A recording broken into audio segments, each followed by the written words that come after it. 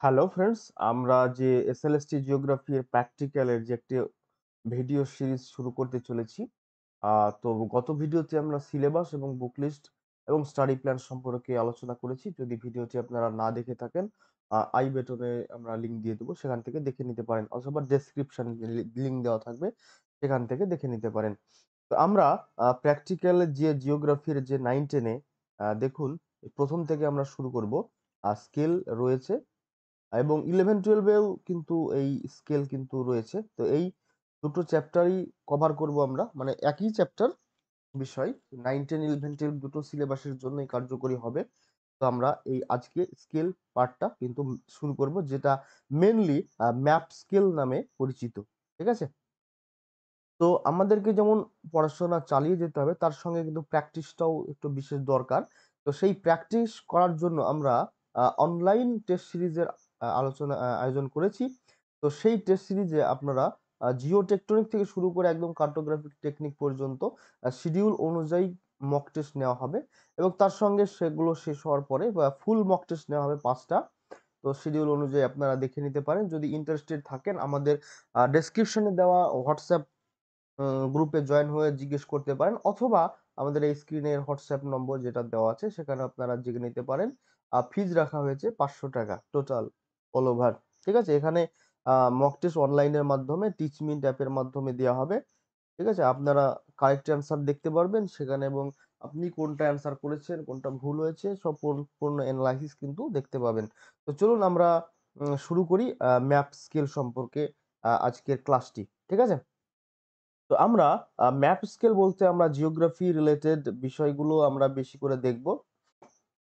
আসলে এখানে হাইলাইটটা আমরা দেখে নিই যে আমরা আজকের ক্লাসে কি কি শিখতে পারবো। হোয়াট ইজ স্কেল, স্কেল কি জিনিস সেটা আমরা জানবো। প্রপার্টিজ অফ স্কেল, স্কেলের কি কি বৈশিষ্ট্য রয়েছে সেগুলো আমরা শিখবো। টাইপস অফ স্কেল, স্কেলের শ্রেণীবিভাগ শিখবো। কনস্ট্রাকশন অফ গ্রাফিক্যাল স্কেল, এটা আপাতত আমরা যে ক্যালকুলেশন পার্ট এগুলো আমরা শিখবো না, এগুলো থাকবে না আমাদের। তার সঙ্গে থাকবে ডিফারেন্ট ইউজ অফ স্কেল, বিভিন্ন স্কেলের ব্যবহার এগুলো থাকবে। Scale and map enlargement reduction যেগুলো সেটা হয় থাকবে। এরিয়া মেজারমেন্ট কিন্তু এর মধ্যে চলে আসবে। তো এই বিষয়গুলো সম্পূর্ণ ভালোভাবে শিখতে গেলে আজকের ক্লাসটা খুবই গুরুত্বপূর্ণ। তো মন দিয়ে প্রথম থেকে শেষ পর্যন্ত ক্লাসটি করতে করতে থাকুন।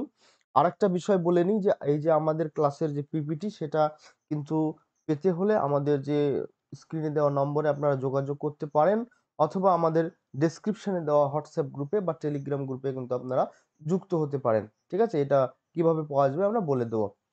আমরা ভিডিওর পরেও কিন্তু বলে দেবো সেটা কিভাবে পাবেন। আচ্ছা, প্রথমে আমরা দেখে নিই যে স্কেল কি। ঠিক আছে? স্কেল বলতে এই স্কেলটা হচ্ছে আমাদের ম্যাপ স্কেল। ঠিক আছে? ম্যাপ স্কেল আসলে কি জিনিস? দেখুন, মানচিত্রের দুটো স্থানের মধ্যে দূরত্ব, হ্যাঁ, এবং ধরে নিই আমরা এ এবং বি দুটো স্থান, এর মধ্যে যে মানচিত্রের দূরত্ব রয়েছে এবং তার সঙ্গে ভূমিভাগে তাদের মধ্যেকারই দূরত্ব, মানে এই এ প্লেসটা যেখানে রয়েছে ভূমিভাগে এবং বি প্লেসটা যেখানে রয়েছে তাদের মধ্যে রিয়াল ডিস্টেন্স যেটা রয়েছে, তার মধ্যে যে অনুপাত বা সম্পর্ক, সেটাই হচ্ছে আসলে স্কেল। অর্থাৎ scale is the ratio between map distance and ground distance, সোজা কথায় বলতে গেলে। তো উদাহরণ হিসেবে আমরা যদি বলি যে মানচিত্রে দুটো স্থানের দূরত্ব যদি হয় 1 ইঞ্চি, এবং ভূমিভাগে যদি ওই দুটো স্থানের দূরত্ব হয় 10 মাইল, তবে এক্ষেত্রে মানচিত্রের স্কেল হচ্ছে 1 ইঞ্চিতে 10 মাইল। ঠিক আছে? এটাই হচ্ছে আসলে স্কেল, যে আমরা 1 ইঞ্চিতে 10 মাইল এটা কিভাবে পেলাম? মানচিত্রের দূরত্বের সঙ্গে ভূমিভাগের দূরত্বের অনুপাত বের করে পেলাম। তো এটাই হচ্ছে আসলে মানচিত্রের স্কেল বা স্কেলের সংজ্ঞা। এবার আমরা দেখে নিই যে স্কেলের বৈশিষ্ট্য কি রয়েছে। দেখুন, স্কেল হলো ভূমিভাগের সঙ্গে মানচিত্রের যে অনুপাত। ঠিক আছে? এটাই হচ্ছে স্কেলের বৈশিষ্ট্য, মোটামুটি সংজ্ঞা হিসেবে আমরা ধরি। হ্যাঁ? তারপরে ২ নম্বর পয়েন্ট, মানচিত্র অঙ্কনের ক্ষেত্রে স্কেল একটি অত্যাবশ্যকীয় উপাদান বা প্রাইমারি এসেনশিয়াল, মানে জিনিস যেটা হচ্ছে স্কেল একটা ম্যাপের ক্ষেত্রে। আচ্ছা, স্কেল বিহীন যদি কোনো মানচিত্র অঙ্কন করা হয় তাহলে সেটাকে কিন্তু আমরা ম্যাপ বলি না, সেটাকে বলি স্কেচ। ঠিক আছে? SKE, স্কেচ বলি। তাহলে আমরা স্কেল হলে তবেই কিন্তু আমরা ম্যাপ বলবো। আর স্কেল না থাকলে তাহলে আমরা বলবো স্কেচ। ঠিক আছে? তাহলে যখন তারপরে দেখি ৩ নম্বর পয়েন্ট, যখন মানচিত্রটিকে আকারে বড় বা ছোট করা হয় তখন কিন্তু স্কেল পরিবর্তিত হয়। অর্থাৎ স্কেল কিন্তু কনস্ট্যান্ট নয়। মানচিত্রের সঙ্গে স্কেল হ্রাস বৃদ্ধি ঘটতে থাকে। তারপরে ৪ নম্বর পয়েন্ট, মানচিত্র প্রকাশের সুবিধা অনুযায়ী স্কেলকে বিভিন্নভাবে প্রকাশ করা হয়। যেমন বিবৃতি হিসাবে প্রকাশ করা হয়, অনুপাত হিসেবে প্রকাশ করা হয় এবং রৈখিক রূপে কিন্তু প্রকাশ করা যেতে পারে। আবার এই যে আমরা প্রকাশ করছি, প্রকাশ করার সময় দেখুন বিভিন্ন এককেও প্রকাশ করা যায়। সেটা পরের পয়েন্টে লেখা আছে যে মানচিত্রের স্কেলকে প্রয়োজন অনুসারে বিভিন্ন এককে কিন্তু প্রকাশ করা যায়। ঠিক আছে? যেমন সেন্টিমিটার হিসাবে আমরা প্রকাশ করতে পারি অথবা ইঞ্চি হিসাবে প্রকাশ করতে পারি। আমাদের প্রয়োজন অনুপাতে সেটা আমরা করতে পারি। তারপরে পয়েন্ট হচ্ছে বিভিন্ন ভৌগোলিক জরিপ কাজে কিন্তু স্কেলের ব্যবহার কিন্তু একদম অপরিহার্য। আরেকটা ক্ষেত্রে স্কেলের ব্যবহার খুব অপরিহার্য, সেটা হলো কোনো মানচিত্রের ক্ষেত্রফল পরিমাপের জন্য কিন্তু স্কেলের প্রয়োজন হয়। তো এটা মোটামুটি গেল স্কেলের বৈশিষ্ট্য। এবার স্কেলের বৈশিষ্ট্যের সঙ্গে সঙ্গে আমরা স্কেলের প্রকারভেদটা একটা দেখে নিই। স্কেলের কি কি প্রকারভেদ রয়েছে। তো মূলত আমরা চার্টের আকারে একটু দেখে নিই, তারপরে বিস্তারিত গুলো দেখব। এই যে স্কেল রয়েছে এটা আসলে ম্যাপ স্কেল। ঠিক আছে? এই ম্যাপ স্কেলকে আমরা প্রধানত ৩ টে ভাগে ভাগ করতে পারি। একটা হচ্ছে স্টেটমেন্ট স্কেল বা বিবৃতিমূলক স্কেল, একটা নিউমেরিক স্কেল বা অনুপাত স্কেল, একটা হচ্ছে গ্রাফিক্যাল স্কেল বা লৈখিক স্কেল। এবার এই যে গ্রাফিক্যাল স্কেল সেটা আবার ৪টি ভাগে ভাগ করা হয়। একটা প্লেন স্কেল যেটাকে আমরা আহ, জানি সিম্পল লিনিয়ার স্কেল নামে। এটাই আসলে plane scale, simple linear scale. তারপরে comparative scale, comparative linear scale নামে আমরা জানি। তারপরে ডায়াগোনাল স্কেল রয়েছে এবং রয়েছে ভার্নিয়ার স্কেল। তো এই সব ধরনের স্কেলকে কিন্তু আমরা ম্যাপে ব্যবহার করি না, কিছু যন্ত্রপাতিতেও কিন্তু আমরা স্কেলকে ব্যবহার করি। তো সেগুলোও কিন্তু আমাদের পরীক্ষার জন্য খুব ইম্পর্টেন্ট, সেগুলো আমরা দেখব। এবার কম্পারেটিভ যে স্কেল সেটাকে কিন্তু আমরা ৪ ভাগে ভাগ করতে পারি, যা unit scale, time scale, pace scale আর রিভলিউশন স্কেল। তো এগুলো আমাদের নতুন মনে হতে পারে, কিন্তু আজকে ক্লাসের পরে আমাদের কাছে আর নতুন থাকবে না, এগুলো আমরা কি জেনে যাব। আচ্ছা, যদি একটু ভার্নিয়ার স্কেলকে অ্যাডভান্স লেভেলের আমরা ভাগ করি তো আমরা পাবো সিম্পল ভার্নিয়ার এবং ডাবল ভার্নিয়ার। আবার সিম্পল ডাবল দুটোকেই আমরা ডাইরেক্ট এবং বিপরীত বা রেট্রোগ্রেড হিসাবে আমরা কিন্তু ভাগ করতে পারি। তো এগুলো আমরা বিস্তারিত পরের স্লাইডে দেখে নেব। খুব ইম্পর্টেন্ট হতে চলেছে ক্লাসটা। ক্লাসটা প্রথম থেকে শেষ পর্যন্ত একটু ধৈর্য ধরে দেখতে হবে। তো প্রথমে আমরা যে বিবৃতিমূলক স্কেল বা স্টেটমেন্ট স্কেল সেটা কাকে বলে সেটা একটু দেখে নিই। দেখো, লিখিত বিবৃতির মাধ্যমে যদি মানচিত্রের দূরত্ব আর ভূমিভাগের দূরত্বকে সম্পর্ক হিসাবে প্রকাশ করা হয় বা এই দূরত্বের সম্পর্ক প্রকাশ করা হয়, তাকেই বলা হয় কিন্তু বিবৃতিমূলক স্কেল বা বর্ণনামূলক স্কেল বা স্টেটমেন্ট স্কেল। যে কোনো একটা কিন্তু মানে বলতে পারি আমরা, তিনটেই কিন্তু একই জিনিস। এবার উদাহরণ কি? উদাহরণ হিসেবে যেমন ১ সেমিতে ১০ কিমি। এরকম ভাবে যদি কোনো স্কেল আমরা প্রকাশ করি তাহলে সেক্ষেত্রে সেই স্কেলটা হবে বিবৃতিমূলক স্কেল বা স্টেটমেন্ট স্কেল। এবার এই স্কেলের কিছু বৈশিষ্ট্য আমরা দেখে নিই। যেমন এক্ষেত্রে বাম দিকের অংশটা মানচিত্রের দূরত্ব নির্দেশ করে এবং ডান দিকের অংশটা ভূমিভাগের দূরত্ব নির্দেশ করে। ঠিক আছে? তারপরে কি রয়েছে যে বিবৃতিমূলক স্কেলের ক্ষেত্রে মানচিত্রের দূরত্ব আর ভূমিভাগের দূরত্ব ভিন্ন এককে প্রকাশ করা হয়। অর্থাৎ যেখানে মানচিত্রের দূরত্ব এখানে সেমিতে প্রকাশ করা হচ্ছে আর ভূমিভাগের দূরত্ব কিমিতে প্রকাশ করা হচ্ছে। এদের সেমি আর কিমি কিন্তু ভিন্ন একক। তাহলে এখানে কিন্তু দুটো মানে ডিসটেন্সকে, ম্যাপ এবং গ্রাউন্ড ডিসটেন্সকে ভিন্ন এককে প্রকাশ করা যাচ্ছে। তারপরে আহ দেখুন, বিবৃতিমূলক স্কেল কিন্তু স্কেল প্রকাশের সহজতম পদ্ধতি, মানে এটা মানে খুবই সরল আর কি। তো এটা একটা সুবিধা। তারপরে আমরা এর কয়েকটি অসুবিধা রয়েছে। যেমন মানচিত্রটি যে ভাষায় বর্ণিত রয়েছে সেই ভাষা যদি বুঝতে না পারে তাহলে স্কেলটা কিন্তু ব্যবহার করা যাবে না। যেমন চাইনিজ ভাষায় যদি কোনো বা ফ্রেঞ্চ ভাষায় যদি কোনো স্কেল লেখা থাকে এরকম বিবৃতির মাধ্যমে, সেটা আমরা বাঙালিরা যদি পড়তে না পারি তাহলে সেই স্কেলটা কিন্তু বুঝতে পারবো না। অর্থাৎ আবার দেখা যাচ্ছে যে সেই দেশের কোনো লোকাল ইউনিটে কিন্তু লেখা আছে। যেমন আমাদের ইঞ্চি মাইল হিসাবে যে একক বলছি, এরকম কোন একটা স্থানীয় এককে যদি আমরা স্কেলকে লেখা থাকে, তাহলে আমরা কিন্তু ওই স্কেলটা বুঝতে পারবো না। আরো একটা বিরাট অসুবিধা হচ্ছে যে মানচিত্র হ্রাস বৃদ্ধি করার সময় এই স্কেলের কিন্তু গ্রহণযোগ্যতা হারায়। অর্থাৎ স্কেলটা কিন্তু লেখা থাকে, লেখাটা বড় হয় বা ছোট হয়, কিন্তু স্কেলটা কিন্তু ছোট বড় হয় না। অর্থাৎ মানচিত্রের পুনরাবৃত্তি যখন হ্রাস বৃদ্ধি হিসাবে করা হয়, তখন স্কেলটা কিন্তু নষ্ট হয়ে যায় বা কার্যকারিতা হারায়। আর এই স্কেলের একক পরিবর্তন করা অনেকটা কিন্তু জটিল। এই দুটো হচ্ছে বিশেষ বিশেষ মানে বিশেষ অসুবিধা। এবার এই মানচিত্রের যে বিবৃতিমূলক স্কেল, সেটা কিভাবে ম্যাপে দেখানো হয় সেটা আমরা একটু দেখিয়েছি। যে মুর্শিদাবাদের ম্যাপে এইখানে স্কেল নিচে দেখা আছে 1 সেমি টু 10 কিমি। এখানে বন্ধুরা ইকুয়াল টু কিন্তু ব্যবহার করা যায় না, ঠিক আছে? অনেকেই 1 সেমি ইকুয়াল টু 10 কিমি এরকম বলে থাকেন, কিন্তু ইকুয়াল টু কিন্তু ব্যবহার করা যায় না, কারণ দুটো আলাদা জিনিস, দুটো কিন্তু সমান নয়। তাই আমরা ইকুয়াল টু ব্যবহার করতে পারি না, আমরা টু হিসাবে ব্যবহার করি। ঠিক আছে, এটাকে আমরা বাংলাতে যদি লিখি তাহলে আমরা পাবো 1 ইঞ্চিতে ইঞ্চি সরি সেমিতে 1 সেমিতে, হ্যাঁ, 10 10 কিমি। ঠিক আছে, এরকম করে আমাদেরকে লিখতে হবে। এবার দেখো যে এই বর্ণনার মাধ্যমে স্কেল যেটা লেখা আছে, যেটা ক্ষুদ্র এবং বৃহৎ এককের সমন্বয়ে বর্ণনা প্রকাশ করা হয়।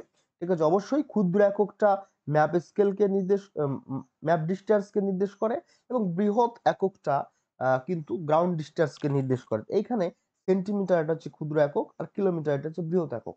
এই দুই এককের সমন্বয়ে কিন্তু ম্যাপ স্কেল, বিবৃতিমূলক স্কেল কিন্তু তৈরি করা হয়। তবে এখানে একটা বিশেষ আহ বিষয় রয়েছে, সেটা হলো যে যে পদ্ধতিতে ম্যাপ স্কেলটা লেখা হবে, সেই পদ্ধতিতেই কিন্তু গ্রাউন্ড ডিস্টেন্সটা কিন্তু লিখতে হবে। ঠিক আছে, অর্থাৎ এখানে সেমি এবং কিমি একই পদ্ধতিতে লেখা হচ্ছে, সেটাকে আমরা সিজিএস পদ্ধতি বলি। আবার যদি আহ ইঞ্চি এবং মাইল লিখি, এটা হচ্ছে এফপিএস পদ্ধতি। তাহলে আমরা একটা সিজিএস একটা এফপিএস এরকম ভাবে লিখতে পারবো না। ম্যাপ ডিস্টেন্স গ্রাউন্ড ডিস্টেন্স দুটোই সিজিএস অথবা দুটোই এফপিএস, এই পদ্ধতিতে কিন্তু লিখতে হবে। তো এখানে আমরা এই সিজিএস এর ফুল ফর্মটা একটু বলে দিই, যে সেন্টিমিটার, গ্রাম আর সেকেন্ড।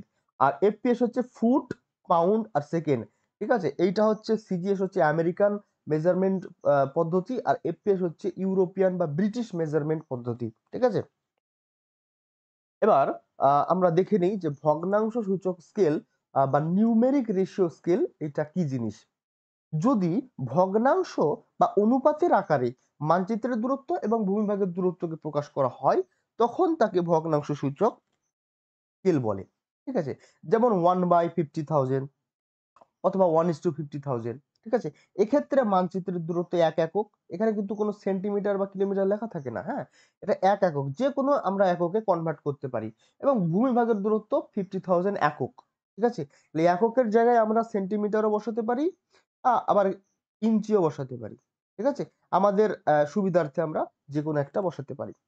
এবার এই ভগ্নাংশ সূচক স্কেলের কিছু বৈশিষ্ট্য আমরা দেখে নিই, যেগুলো আমাদের পরীক্ষার জন্য খুব ইম্পর্টেন্ট। যেমন এক্ষেত্রে ভগ্নাংশের লব, যেটা লব মানচিত্রের দূরত্বকে নির্দেশ করবে, এবং ভগ্নাংশের হর কিন্তু ভূমিভাগের দূরত্বকে নির্দেশ করবে। তারপরে মানচিত্র এবং ভূমিভাগের দূরত্ব, লব এবং হর উভয়কে একই এককে প্রকাশ করা হবে। আমরা একটু আগেই স্টেটমেন্ট স্কেলে দেখলাম একটা সেমিতে একটা কিমিতে দুটো আলাদা একক ছিল, কিন্তু ভগ্নাংশ সূচক স্কেলের ক্ষেত্রে সেটা কিন্তু একই একক হয়ে যাচ্ছে, দুটোকেই একই এককে প্রকাশ করতে হবে। এবার এই অনুপাত স্কেলকে আমরা বাংলাতে প্রতিভু অনুপাত বলে থাকি, অথবা ইংলিশে খুব একটা ভালো টার্ম আছে যাকে আমরা বলি রিপ্রেজেন্টেটিভ ফ্র্যাকশন, বা সংক্ষেপে আরএফ লিখে থাকি। এই আরএফ এর ব্যবহারই কিন্তু আমাদেরকে সব ম্যাপে দেখা যায়। ঠিক আছে, তাহলে এই আরএফ এর ফুল ফর্ম যদি প্রশ্নে আসে, তাহলে আমরা বলে দিতে পারবো আরএফ এর ফুল ফর্ম হচ্ছে রিপ্রেজেন্টেটিভ ফ্র্যাকশন।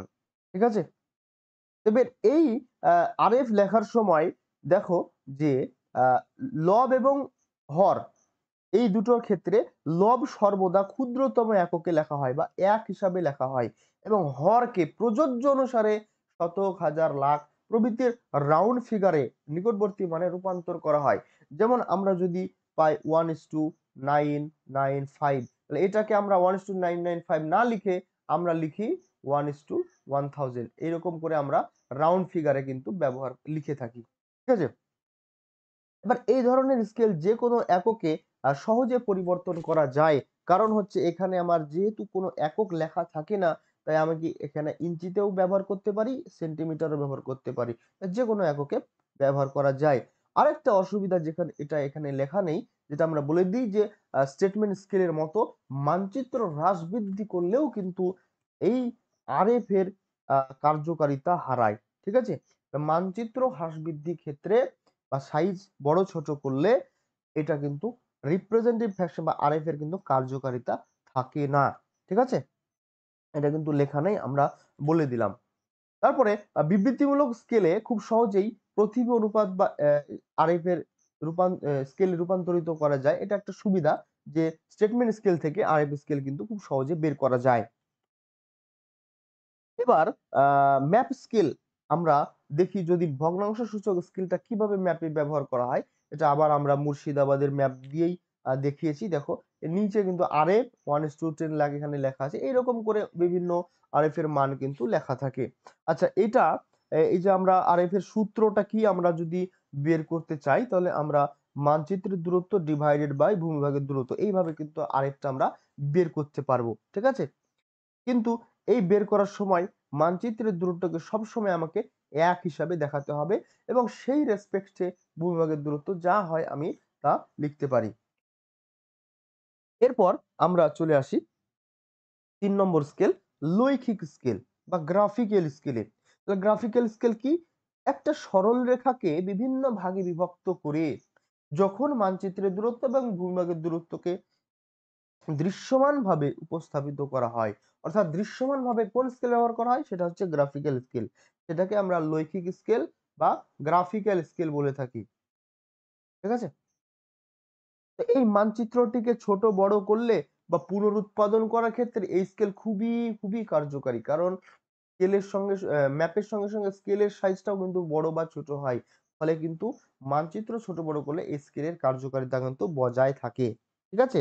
এবার এই ব্যবহারিক প্রয়োজনীয়তা অঙ্কন পদ্ধতির উপর ভিত্তি করে স্কেলকে আবার কয়েকটা ভাগে ভাগ করা যায়। মূলত ৪টি ভাগে ভাগ করা যায়। তো এই ৪টি ভাগগুলো আমরা কি কি সেটা আমরা একটু দেখে নেব। তার আগে আমরা দেখে নিই যে মানচিত্রে এই স্কেলটা কিভাবে দেখানো হয়। আবার আমরা সেই মুর্শিদাবাদের ম্যাপটাই নিয়েছি, যেখানে দেখতে পাচ্ছি যে নিচে একটা স্কেল আঁকানো আছে, রৈখিক স্কেল। সেটাই আসলে গ্রাফিক্যাল বা লৈখিক স্কেল। ঠিক আছে? এবার এই গ্রাফিক্যাল স্কেলটা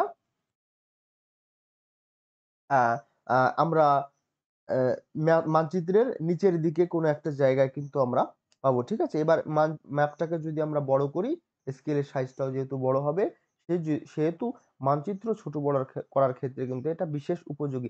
এটাই নিয়ে কিন্তু প্রশ্ন আসে যে কোন ধরনের স্কেল মানচিত্র ছোট বড় করলে তার কার্যকারিতা বজায় রাখে বা বজায় থাকে। তাহলে আমাদেরকে একদম ডাইরেক্টলি আমরা বলে দিতে পারবো সেটা হচ্ছে গ্রাফিক্যাল স্কেল বা লৈখিক স্কেল। ঠিক আছে? এবার লৈখিক স্কেলের যে ৪টি ভাগ আমরা বললাম, সেই ৪টি ভাগের মধ্যে ১ম ভাগ হচ্ছে সরল রৈখিক স্কেল বা সিম্পল লিনিয়ার স্কেল। এটা কি? এটা আসলে একটা নির্দিষ্ট মাপ অনুযায়ী যদি একটা সরল রেখাকে ভাগ করা হয় কতিপয় ভাগে, ঠিক আছে? এই কতিপয় ভাগে যদি সরলরেখাকে ভাগ করা হয়, তাহলে সেই স্কেল যেটা দাঁড়ায় সেটাই হচ্ছে সরল স্কেল বা সিম্পল লিনিয়ার স্কেল বা সরল রৈখিক স্কেল। এবার এক্ষেত্রে কি হয়, ২ ধরনের ভাগ করা হয়। একটা সরলরেখা অঙ্কন করা হয়, অঙ্কন করে ২ ধরনের ভাগ করা হয় স্কেলকে। একটা হচ্ছে বড় ভাগ, অপেক্ষাকৃত বড় ভাগটিকে বলা হয় মুখ্য ভাগ। মুখ্য ভাগ বা প্রাইমারি ডিভিশন। ঠিক আছে? ইংলিশে এটাকে বলা হয় প্রাইমারি ডিভিশন। আচ্ছা, এবার এই প্রাইমারি ডিভিশনকে আবার কয়েকটা ছোট ভাগে ভাগ করা হয়। তো সেইটাকে বলা হয় সেকেন্ডারি ডিভিশন বা গৌণ ভাগ। এবার এই মুখ্য ভাগ এবং গৌণ ভাগ অঙ্কন করার সময়, ঠিক আছে, মানচিত্রের দুটো স্থানের মধ্যবর্তী দূরত্ব খুব সহজেই কিন্তু জানা যায়। ঠিক আছে? আমি মানচিত্র দেখেও স্কেল দেখেও কিন্তু মানচিত্রের দুটো স্থানের দূরত্ব কিন্তু খুব সহজে আমরা বুঝতে পারি। এবার এই অঙ্কনের ক্ষেত্রে কিছু সাধারণ বৈশিষ্ট্য প্যারামিটার রয়েছে, যেমন ৪ থেকে ৬ ইঞ্চির মধ্যে আঁকলে খুব ভালো সুইটেবল হয় এবং ইঞ্চিতে যদি এটা হয় এবং সেন্টিমিটারে ১০ থেকে ১৫ সেমির মধ্যে আঁকলে এটা সীমাবদ্ধ রাখা ভালো।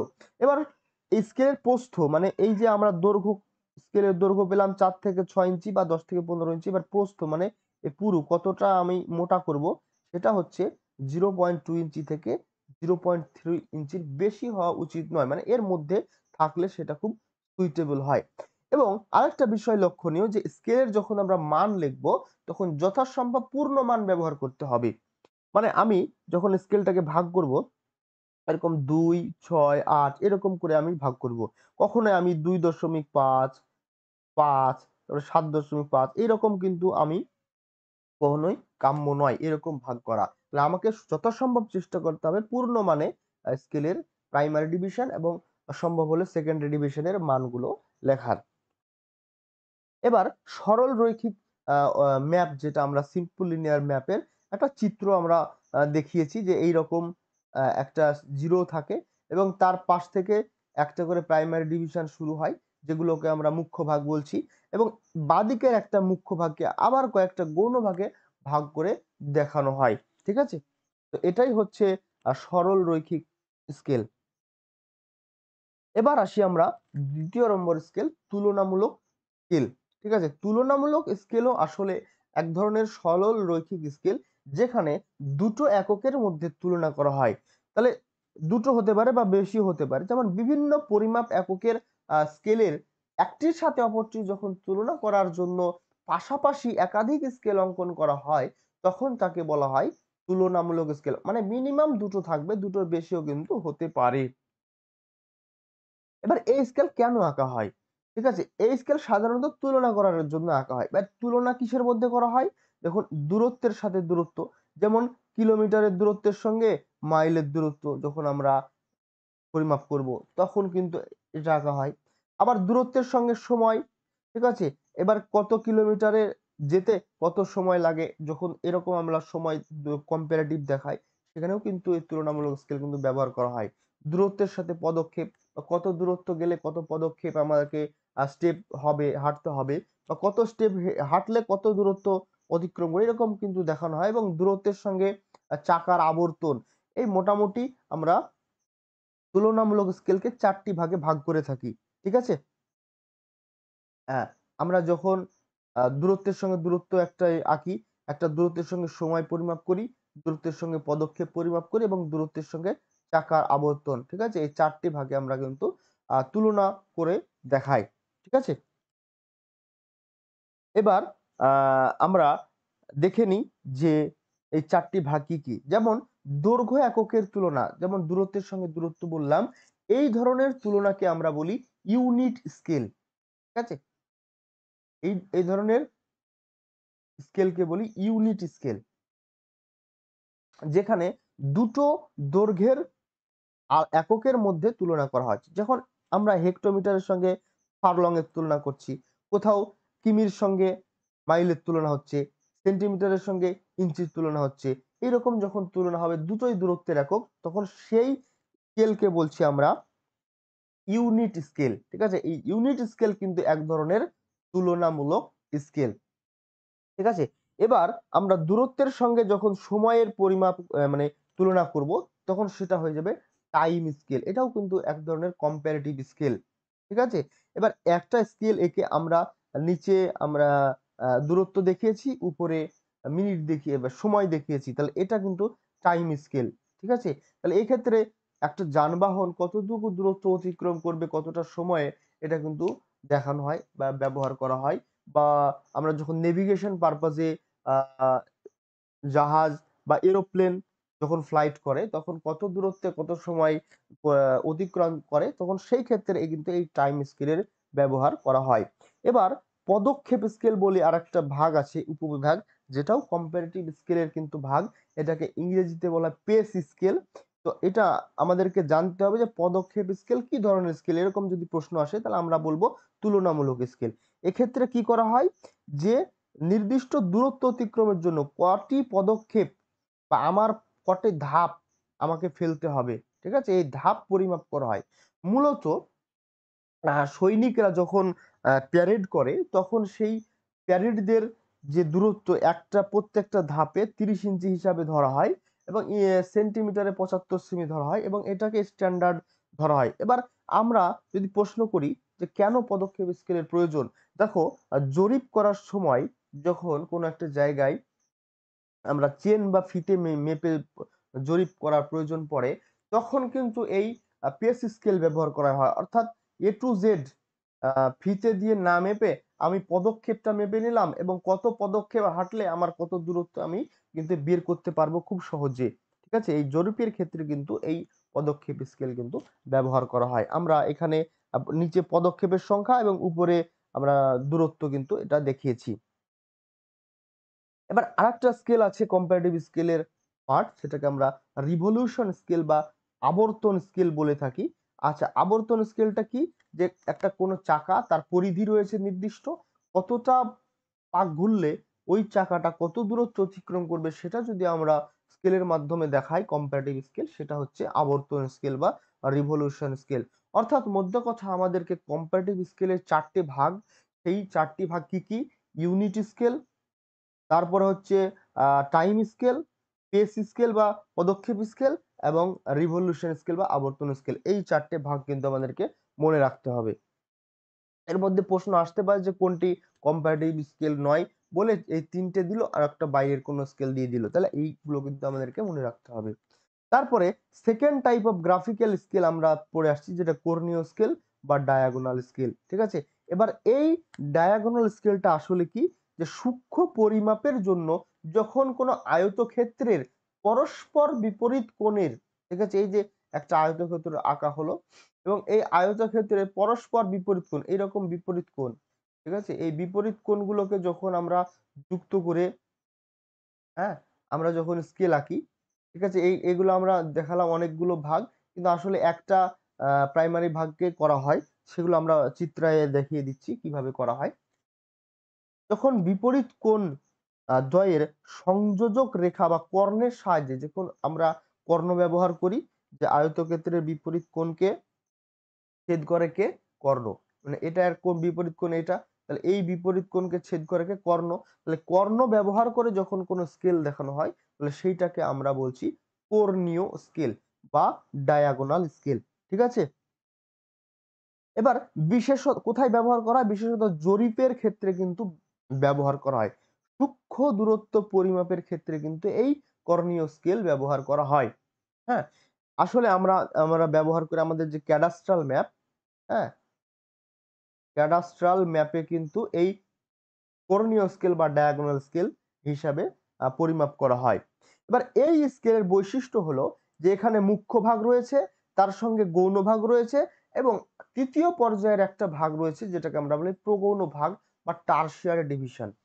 অর্থাৎ আমরা এখানে প্রাইমারি ডিভিশন, সেকেন্ডারি ডিভিশন এবং টারশিয়ারি ডিভিশন পর্যন্ত কিন্তু ভাগ করতে পারি। তাহলে কতটা সূক্ষ্ম আমরা বুঝতে পারছি। এবার জরিপবিদ গান্টার এই স্কেলটাকে ভূমির জরিপের কাজে ব্যবহার করেছিলেন ব্যাপকভাবে। সেই জন্য এই ডায়াগোনাল স্কেলকে কিন্তু গান্টার্স স্কেল কিন্তু বলা হয়। অর্থাৎ কোন স্কেলকে গান্টার্স স্কেল বলা হয় যদি প্রশ্নে আসে, তাহলে আমরা বলে দেবো ডায়াগোনাল স্কেলকে গান্টার্স স্কেল কিন্তু বলা হয়। এবার আমরা ডায়াগোনাল স্কেলের একটা ছবি দেখে নিই। এখান থেকে এই যে ডিভিশনটা রয়েছে এটা হচ্ছে প্রাইমারি ডিভিশন বা প্রাথমিক পর্যায়। ঠিক আছে? প্রাইমারি ডিভিশন বা মুখ্য ভাগ। এখান থেকে এইটা হচ্ছে সেকেন্ডারি ডিভিশন বা গৌণ ভাগ এবং এই যে উল্লম্ব অক্ষে কিন্তু দেখা যাচ্ছে আরেকটা ডিভিশন, সেটা হচ্ছে টারশিয়ারি ডিভিশন বা তৃতীয় পর্যায়ের ভাগ। বোঝা গেল? তাহলে এই হচ্ছে কর্ণীয় স্কেল। এবার আমরা চলে আসি ভার্নিয়ার স্কেলে। ভার্নিয়ার স্কেল কিন্তু আমাদের মানচিত্র ছাড়া অন্যান্য বিশেষ বিশেষ যন্ত্রে কিন্তু ব্যবহার করা হয়। সেই যন্ত্রগুলো আমরা দেখব তার ব্যবহার কি কি রয়েছে। প্রথমে আমরা দেখে নিই যে ভার্নিয়ার স্কেল কি।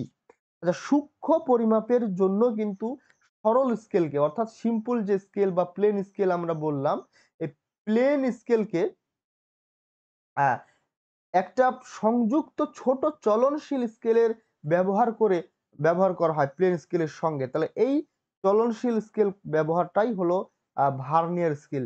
ঠিক আছে? তাহলে আমরা এখানে একটা সিম্পল লিনিয়ার স্কেল পাবো এবং তার সঙ্গে একটা চলনশীল ছোট স্কেল পাবো। সেই চলনশীল স্কেলটাই হচ্ছে আসলে ভার্নিয়ার। ঠিক আছে? এবং সম্পূর্ণ অংশটাকে আমরা বলি ভার্নিয়ার স্কেল। ফ্রান্সের গণিতবিদ পিয়েরে ভার্নিয়ার এটা আবিষ্কার করেছিলেন বলে এর নাম হচ্ছে ভার্নিয়ার স্কেল। তাহলে এই স্কেলের দুটো অংশ থাকে, একটু আগে আমরা জানতে পারলাম। দুটো অংশ থাকে, একটা স্থির অংশ যেটা মূল স্কেল। এই মূল স্কেলটা হচ্ছে প্লেন স্কেল বা সিম্পল লিনিয়ার স্কেল। ঠিক আছে, মূল স্কেলটা হচ্ছে সিম্পল লিনিয়ার স্কেল। আর একটা ছোট স্কেল হচ্ছে চলমান, সেটাই হচ্ছে ভার্নিয়ার স্কেল। অর্থাৎ ফিক্সড স্কেল যেটা সেটা সিম্পল লিনিয়ার স্কেল, এবং মুভেবল স্কেল যেটা বা চলমান স্কেল যেটা সেটা হচ্ছে ভার্নিয়ার স্কেল। এবার এখানে একটা ভার্নিয়ার কনস্ট্যান্ট বা ভিসি বলে একটা কনসেপ্ট রয়েছে। ভিসি আসলে কি বলে অনেক সময় প্রশ্ন আসে। দেখো, ভিসি অন্য কিছু নয় যে মূল স্কেলের একটা ক্ষুদ্রতম ভাগ। ঠিক আছে, মূল স্কেলের যে লিস্ট কাউন্ট বা ক্ষুদ্রতম ভাগ, তার সঙ্গে ভার্নিয়ার স্কেলের একটা ক্ষুদ্রতম ভাগের যে ডিফারেন্স, ঠিক আছে, বা পার্থক্য, তাকে কিন্তু বলা হয় ভার্নিয়ার ধ্রুবক বা ভার্নিয়ার কনস্ট্যান্ট। এটাকে সংক্ষেপে বলা হয় ভিসি। ঠিক আছে, তো এইটা আমরা একটু চিত্রের মাধ্যমে আমরা দেখে নেব পরের চিত্রে। এই যে আহ, এই যে একটা মূল স্কেল, আমার প্রাইমারি ডিভিশন সেকেন্ডারি ডিভিশন রয়েছে, তাহলে এই মূল স্কেলের একটা ক্ষুদ্রতম ভাগ আর এই যে ভার্নিয়ার স্কেলের একটা ক্ষুদ্রতম ভাগ, এই দুটোর মধ্যে এটাকে যদি আমরা এক্স ধরি, এটাকে যদি ওয়াই ধরি, তাহলে যে এক্স মাইনাস ওয়াই অথবা ওয়াই মাইনাস এক্স, দুটোই ক্ষেত্রে কিন্তু হতে পারে। তো এই যে পার্থক্য, সেটাই হচ্ছে ভিসি। ঠিক আছে, যদি এক্স বড় হয় তাহলে এক্স থেকে ওয়াই মাইনাস করবো, যদি ওয়াই বড় হয় তাহলে ওয়াই থেকে এক্স মাইনাস করবো। এই দুটোই হচ্ছে এই যে পার্থক্য, সেটাই হচ্ছে আসলে ভিসি। এবার ভার্নিয়ার স্কেলের আবার কিন্তু প্রকারভেদ রয়েছে, যেটা হচ্ছে দুই প্রকার সচরাচর, ডাইরেক্ট বা ধনাত্মক ভার্নিয়ার বা পজিটিভ ভার্নিয়ার বলছি, এবং একটা বিপরীতমুখী বা ঋণাত্মক ভার্নিয়ার বলছি, বা এটাকে রেট্রোগ্রেড বা নেগেটিভ ভার্নিয়ার বলা হয়। তো এই দুটো বিষয় আসলে কি?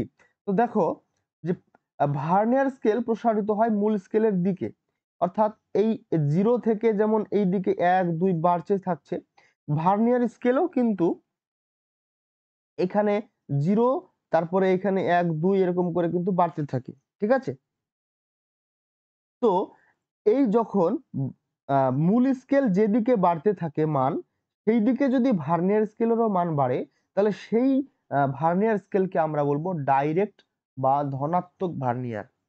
বুঝা গেল?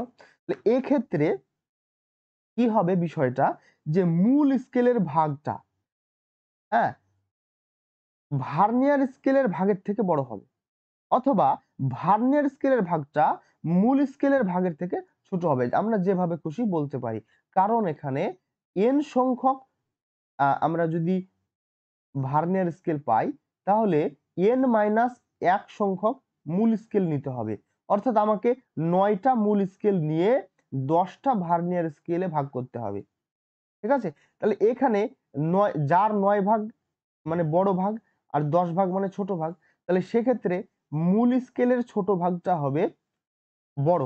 ঠিক আছে, মূল স্কেলের ছোট ভাগটা হবে বড়, আর ভার্নিয়ার স্কেলের ছোট ভাগটা হবে ছোট। ঠিক আছে, তাহলে এই ক্ষেত্রে আমরা বলছি পজিটিভ ভার্নিয়ার। এবার যদি দেখা যায় যে মূল স্কেল নিলাম 10টা এবং সেখান থেকে ভার্নিয়ার স্কেল করছি 9টা, এমন যদি কোনো ক্ষেত্র দেখা যায়, তাহলে সেক্ষেত্রে সেইটাকে বলা হচ্ছে বিপরীতমুখী ভার্নিয়ার বা রেট্রোগ্রেড বা ঋণাত্মক ভার্নিয়ার। বোঝা গেল? এক্ষেত্রে বিপরীতমুখী ভার্নিয়ারের ক্ষেত্রে মূল স্কেলের ছোট ভাগটাই কিন্তু ছোট হবে, মানে মূল স্কেলের ক্ষুদ্রতম ভাগটা কিন্তু ছোট হবে। হ্যাঁ, আর ভার্নিয়ার স্কেলের ক্ষুদ্রতম ভাগটা কিন্তু বড় হবে। ঠিক আছে, ভার্নিয়ার স্কেল আর মেন স্কেল এভাবে দেখাচ্ছি আমরা। ভার্নিয়ার স্কেলটা বড়, ক্ষুদ্রতম ভাগটা, মূল স্কেলের ক্ষুদ্রতম ভাগটা ছোট হবে। এবং আরেকটা বিষয় ঘটবে, যে ভার্নিয়ার স্কেলের মানটা কিন্তু মূল স্কেলের বিপরীত দিকে বাড়বে। অর্থাৎ এই যে যেখানে আমরা মূল স্কেলের 0 শুরু হয়েছিল, তার উল্টো দিকে ভার্নিয়ার স্কেলের 0 থাকবে। ঠিক আছে, এবং মূল স্কেল যেদিকে বাড়ছে তার উল্টো দিকে ভার্নিয়ার স্কেল বাড়বে, মানটা বাড়বে। ঠিক আছে, এই ধরনের ভাগটা হলো নেগেটিভ ভার্নিয়ার। তো আসলে আমরা কোন ভার্নিয়ারটা প্র্যাকটিক্যাল করেছি বলতো একটু? আমরা আসলে এই ডাইরেক্ট বা ধনাত্মক ভার্নিয়ার স্কেলটা কিন্তু প্র্যাকটিক্যালি আমাদের কলেজের সিলেবাসে শিখেছি। এবার ভার্নিয়ার স্কেলের যে ব্যবহার বা বিভিন্ন ধরনের স্কেলের ব্যবহার সেগুলো আমরা একটু দেখে নিই। লৈখিক স্কেল বা লিনিয়ার স্কেল সাধারণ মানচিত্রে ব্যবহার করা হয়, টোপোগ্রাফিক মানচিত্রে ব্যবহার করা হয়, বিভিন্ন ডায়াগ্রামে ব্যবহার করা হয় এবং প্ল্যানিং এর ক্ষেত্রেও কিন্তু ব্যবহার করা হয়। কৌণিক স্কেল, কৌণিক স্কেল কোথায় ব্যবহার করা হয়? ক্যাডাস্ট্রাল মানচিত্রে। আমরা একটু আগেই বললাম সার্ভে প্ল্যানে ব্যবহার করা হয়। ঠিক আছে? এই কৌণিক স্কেল বা সূক্ষ্ম কোনো সার্ভে প্ল্যানে কিন্তু এটা কিন্তু ব্যবহার করা হয়। আচ্ছা, ভার্নিয়ার স্কেলের ব্যবহার কিন্তু একটু ব্যাপক, কারণ এটা সচরাচর ভাবে আমরা ম্যাপে ব্যবহার করি না, কিন্তু ম্যাপ ছাড়াও ভূগোলের সম্পর্কিত অনেক যন্ত্রপাতিতে কিন্তু ভার্নিয়ার স্কেল ব্যবহার করা হয়। তাই স্কেলের ব্যবহারটাকে আমাদেরকে ভালোভাবে দেখে নিতে হবে। আমরা দেখে নিই যে ব্যারোমিটারে কিন্তু ব্যবহার করা হয় ভার্নিয়ার স্কেল, প্ল্যানিমিটারে কিন্তু ব্যবহার করা হয়। আচ্ছা, ব্যারোমিটার কি? বায়ুচাপ মাপার যন্ত্র। প্ল্যানিমিটার কি? যে এরিয়া মেজারমেন্ট বা ম্যাপের আয়তন মাপার যন্ত্র। থিওডোলাইটে ব্যবহার করা হয়। থিওডোলাইটও হচ্ছে লেভেল সার্ভেইং একটা ইনস্ট্রুমেন্ট, যেখানে ঢাল বা স্লোপ নির্ণয় করা হয়। ঠিক আছে? সেক্সট্যান্ট কি? এটাও হচ্ছে অ্যাঙ্গেল নির্ণয় করা হয়। অ্যাবনি লেভেল, ঠিক আছে? এটাও আমাদের সার্ভেইং টেকনিক। স্ফেরোমিটার, স্ক্রু গজ, স্লাইড ক্যালিপার, যেগুলো আমাদের যে পাইপের আমাদের গেজ যেগুলো আমরা বের করি সেটা স্লাইড ক্যালিপারের মাধ্যমে। এই প্রভৃতি যন্ত্রপাতিতে কিন্তু আমাদের ভার্নিয়ার স্কেল কিন্তু ব্যাপকভাবে ব্যবহার করা হয়। তো এখান থেকে কিন্তু প্রশ্ন আসার বিশেষ সুযোগ রয়েছে। এবার আমরা চলে আসি স্কেল এবং মানচিত্র সংকোচন প্রসারণ, অর্থাৎ scale and map enlargement reduction. ঠিক আছে? দেখো, কোনো মানচিত্রের স্কেল পরিবর্তন হলে মানচিত্রের আকার কিন্তু পরিবর্তন হয়।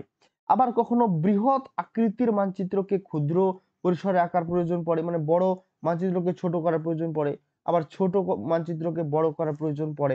তো এটাই হচ্ছে আসলে মানচিত্রের সংকোচন এবং সম্প্রসারণ, যেটাকে আমরা ম্যাপ এনলার্জমেন্ট রিডাকশন বলছি।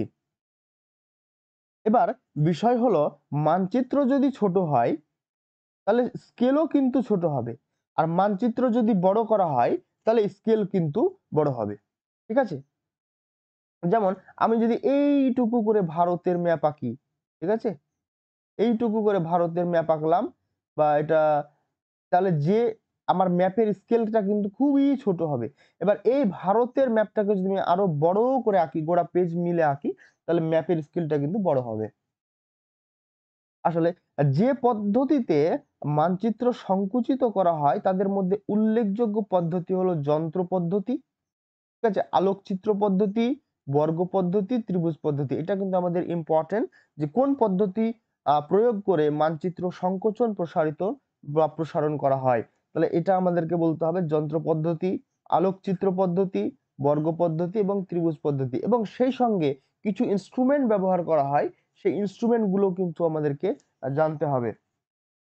তার সঙ্গে জেনে নিই যে সংকীর্ণ এলাকা বা নদী, রাস্তা, রেল লাইন, এরকম কোনো আহ যদি আমরা সংকীর্ণ এলাকাকে বা রৈখিক এলাকাকে যদি বড় করা বা ছোট করার প্রয়োজন পড়ে, তাহলে আমাদেরকে কিন্তু ত্রিভুজ পদ্ধতি ব্যবহার করতে হবে।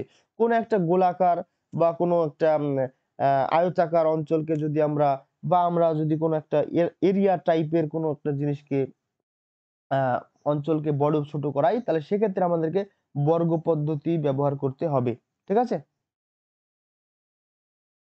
এবার মানচিত্র সংকোচন প্রসারণের জন্য কিছু ইনস্ট্রুমেন্ট ব্যবহার করা হয়, সেগুলো কিন্তু আমরা দেখে নিই। যে প্রপোর্শনাল কম্পাস কিন্তু মানচিত্র সংকোচন প্রসারণের ক্ষেত্রে ব্যবহার করা হয়। প্যান্টোগ্রাফ বলে একটা যন্ত্র আছে, সেটাও কিন্তু ব্যবহার করা হয়। এডিওগ্রাফ ব্যবহার করা হয়। ক্যামেরা লুসিডা বলে একটা যন্ত্র, সেটা, এবং ফটোস ফটোস্ট্যাট ব্যবহার করা হয়। এবং ফটোগ্রাফিক ইকুইপমেন্ট যেমন জেরক্স, যেটা ফটোগ্রাফিক ইকুইপমেন্ট হচ্ছে জেরক্স মেশিন আমরা বলতে পারি। ঠিক আছে? বা অন্য প্রিন্টিং এর মাধ্যমে আমরা ছোট বড় করে জুম ইন জুম আউট করে কিন্তু এই মানচিত্র সংকোচন প্রসারণ করে থাকি। তো এই যে ফটোগ্রাফিক ইকুইপমেন্ট গুলো, এগুলো আধুনিক সংযোজন হয়েছে। এগুলো আবিষ্কারের আগে কিন্তু এই প্যান্টোগ্রাফ, প্রপোর্শনাল কম্পাস কিন্তু ব্যাপকভাবে ব্যবহার করা হতো মানচিত্র সংকোচন প্রসারণের ক্ষেত্রে। তাই এই নামগুলো কিন্তু আমাদেরকে বিশেষভাবে মনে রাখতে হবে। ঠিক আছে, এবার দেখো মানচিত্র সংকুচিত করা হলে ব্যাপক বিস্তৃত এলাকার মানে সুবিধা কি? তাহলে ব্যাপক বিস্তৃত এলাকার ভৌগোলিক বিষয়কে এক নজরে আমরা উপস্থাপন করতে পারি। ঠিক আছে, আবার ক্ষুদ্র পরিসরে যদি বড় এলাকাকে আমরা দেখাতে চাই তাহলে আমরা সংকোচন করব। তাহলে এটাই আসলে এখানে লেখা আছে। এবার মানচিত্রের অধিক তথ্য যদি আমরা ঢুকাতে চাই বা সংযোজন করতে চাই বা নির্ভুলভাবে জরিপ সম্পন্ন করা যায়, তখনও কিন্তু আমাকে মানচিত্র সম্প্রসারণ করতে হবে। ঠিক আছে, এবার এরিয়া মেজারমেন্ট আমরা একটু দেখে নিই, বা ক্ষেত্রফল পরিমাপ মানচিত্রের। তো এই এরিয়া মেজারমেন্ট আমরা দুই ভাবে করে থাকি, একটা হচ্ছে স্কোয়ার মেথড, ঠিক আছে, আর একটা ইনস্ট্রুমেন্টাল মেথড।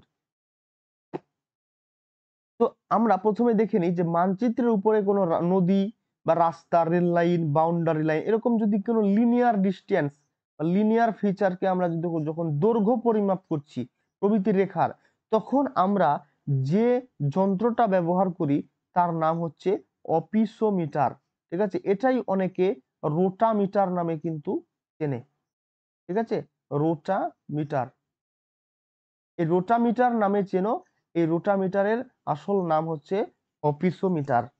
অনেক জায়গায় রোটামিটারও কিন্তু লেখা থাকে। আসলে এটা একটা হাতঘড়ির মতো এরকম গোল, যেখানে কাটা থাকে, এই গায়ে বিভিন্ন মান লেখা থাকে এবং নিচে একটা চাকা লাগানো থাকে এবং উপরে একটা ধরার দণ্ড থাকে। এই দণ্ড ধরে এই চাকাটাকে ঘোরালে এই একটা কাটা যেটা, সেটা কিন্তু পরিমাপটা দেখায়। এটাই হচ্ছে আসলে রোটামিটার বলছি।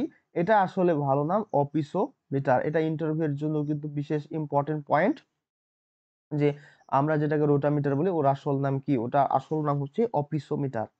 ঠিক আছে, এবার দেখো মানচিত্রের ক্ষেত্রফল পরিমাপের জন্য ব্যবহার করা হয় যেটা আমরা বললাম স্কয়ার মেথড। স্কয়ার মেথড যেটা আমরা ট্রান্সপারেন্ট গ্রাফ পেপারে করেছি। এবং যন্ত্র একটা ব্যবহার করা হয়, যন্ত্রটার নাম হচ্ছে প্ল্যানিমিটার।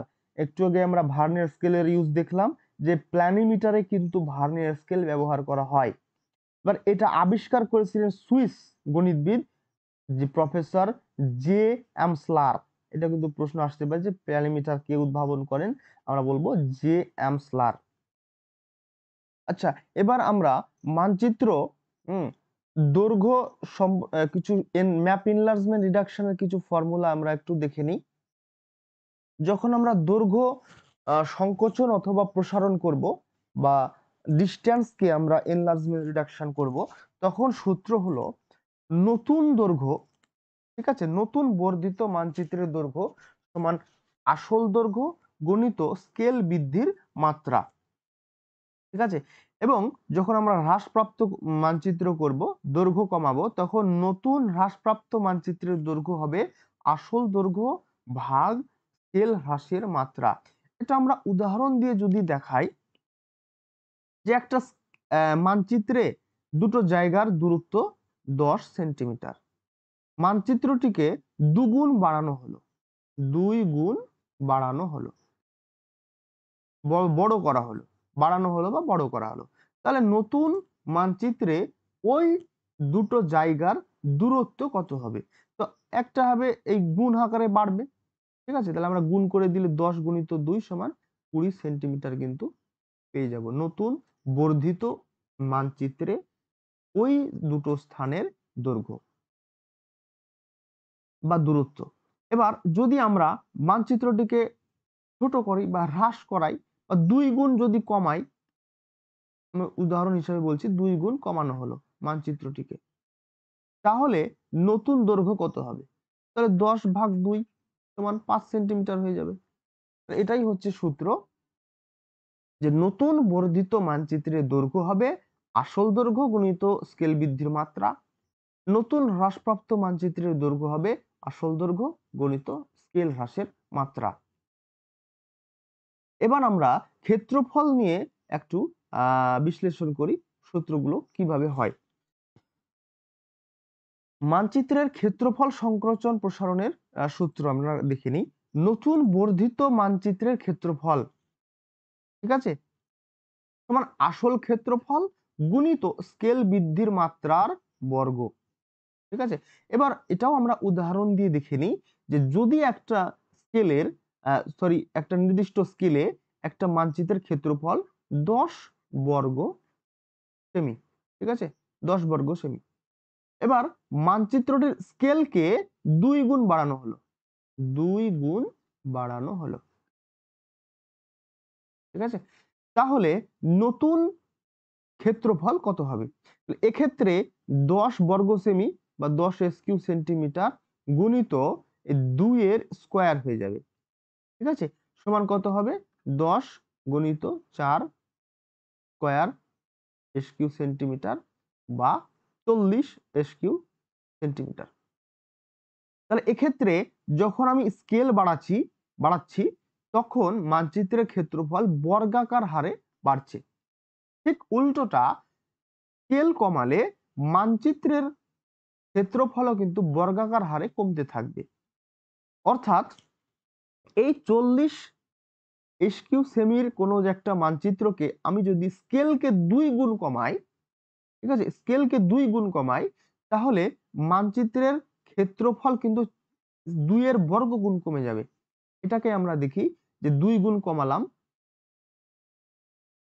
কমানো হলো। তাহলে কি হবে? 40 ভাগ 2 এর বর্গগুণ মানে 4 সমান কিন্তু 10। ঠিক আছে? 10 কিউ সেন্টিমিটার আবার কিন্তু আমরা পেয়ে যাব। তাহলে আমরা দেখতে পেলাম যে দৈর্ঘ্যের ক্ষেত্রে কিন্তু সমান হারে গুণ ভাগ করতে হচ্ছিল, কিন্তু ক্ষেত্রফল আর স্কেলের ক্ষেত্রে কিন্তু আমাদের বর্গগুণের হ্রাস বৃদ্ধি ঘটছে। এটা কিন্তু আমাকে মাথায় রাখতে হবে। এবার আরো একটা সমস্যা আমরা দেখে নিই সূত্রের মাধ্যমে।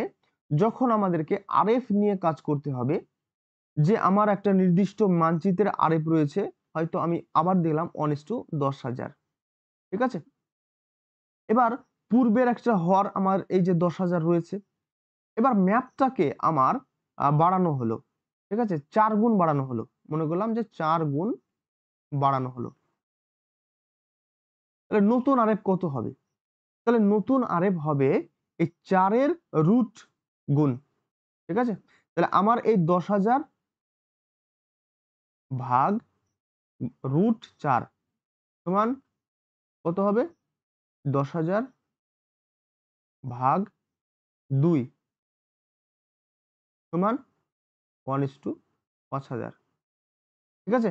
তাহলে নতুন আমার 4 গুণ আমি ম্যাপকে বাড়াচ্ছি, কিন্তু স্কেল দেখো 2 গুণ চেঞ্জ হচ্ছে। কারণ রুট 4 গুণ হিসাবে আমার কিন্তু চেঞ্জ হবে। 2 গুণ বলতে এখানে রুট যত গুণ বাড়াবো বা কমাবো তত রুট গুণ আমার কমবে বা বাড়বে। ঠিক আছে? এবার যদি আহ আমি মানচিত্রটিকে মনে করো যে ছোট করলাম। ঠিক আছে? মানচিত্রের আয়তনকে ছোট করলাম। তাহলে মানচিত্রের আয়তন ছোট করলে স্কেলের যে হর, মানচিত্রের যে হর সেটা বড় হয়ে যাবে। এবার এটাকেই আমরা যদি 4 গুণ ছোট করি, আমি আরেকটা সমস্যা নিচ্ছি যেখানে 4 গুণ ছোট করা হলো। ঠিক আছে? তাহলে এই 1:50,000 ছিল, সরি 5000 ছিল। এবার 4 গুণ ছোট করা হলো মানে গুণ আমার হরটা বড় হয়ে যাবে। হরটা বড় করার জন্য গুণ করতে হবে। গুণ কি করতে হবে? রুট 4। তাহলে আমরা কি পাবো?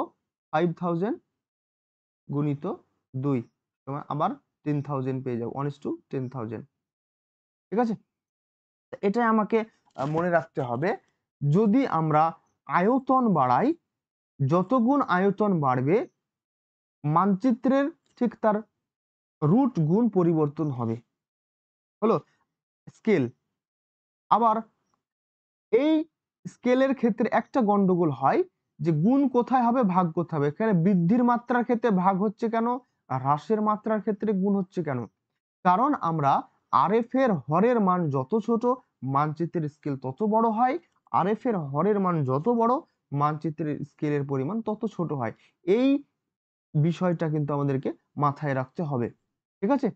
মিটারটা হচ্ছে আমাদের এরিয়া মেজারমেন্টের ব্যবহার করা হয়। এরিয়া মেজারমেন্টে ব্যবহার করা হয়। আরেকটা ছবি আমরা তুলে ধরেছি, যেটা হচ্ছে প্যান্টোগ্রাফ, যেটা ম্যাপ এনলার্জমেন্ট রিডাকশনে ব্যবহার করা হয়। ঠিক আছে, ম্যাপ এনলার্জমেন্ট রিডাকশন, এই ম্যাপ এনলার্জমেন্ট রিডাকশনের ক্ষেত্রে কিন্তু এই প্যান্টোগ্রাফ ব্যবহার করা হয়। ঠিক আছে, তো আজকের ক্লাসটা ছিল এই পর্যন্তই। যদি তোমরা এই ক্লাসের পিডিএফটি পেতে চাও, ঠিক আছে, তাহলে কিন্তু আমাদের ডেসক্রিপশনে দেওয়া হোয়াটসঅ্যাপ অথবা টেলিগ্রাম লিংকে তোমরা যোগাযোগ করতে পারো, বা আমাদের এই যে স্ক্রিনে দেওয়া নম্বরটি, এটার সঙ্গে আমাদেরকে যোগাযোগ করতে পারো। আর আমাদের যে টেস্ট সিরিজ আমরা দেখালাম, যে টেস্ট সিরিজে কিন্তু এই ম্যাপ পিডিএফ গুলো আমাদের কিন্তু দেওয়া আছে। ঠিক আছে, তো তোমরা সবাই ভালো থাকো, ভালোভাবে প্রিপারেশন নাও। আজকের ম্যাপ ভিডিওটা এই পর্যন্তই। ভালো থাকো, সুস্থ থাকো।